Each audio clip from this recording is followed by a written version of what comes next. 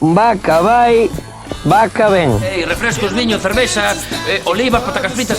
E ate me encargo dos polos da señora Carmen cando mo pide. ¿Qué tal, Galicia? Caiga quien caiga, aproveche el espectáculo de Ana Belén para conmemorarlo. Tío, con más huevos de Orense.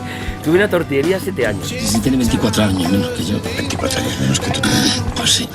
Y con unos ojos, y un tipito y una sonrisa. Y no lo disparo porque al final me iba a comer más a mí que a ti. Yo soy Sergio Pazos, el del Caiga. Mira, las gafas, las de verdad. Las únicas, Sergio. Se come solo el palillo, ¿vale? Vale. Y lo otro me lo como yo. Venga. Vete probando esto y yo voy probando Está esto. un poco seco esto, ¿eh? Tenemos ya un montón de pedidos y el producto aún no ha sido comercializado.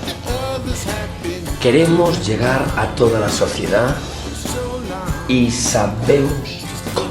Pero si nos ha salido Agustina de Aragón. No. La teniente Ripley. O quizás Xena, la princesa guerrera. Uy, qué tonto estoy, que creo que se me ha quedado el móvil grabando toda la conversación. Pero no se preocupe, que del número ya me encargo yo, y ya saben. Lo importante es compartirla. Buenos días. Mi corazón espera también hacia la luz y hacia la vida otro milagro de la primavera. Come on,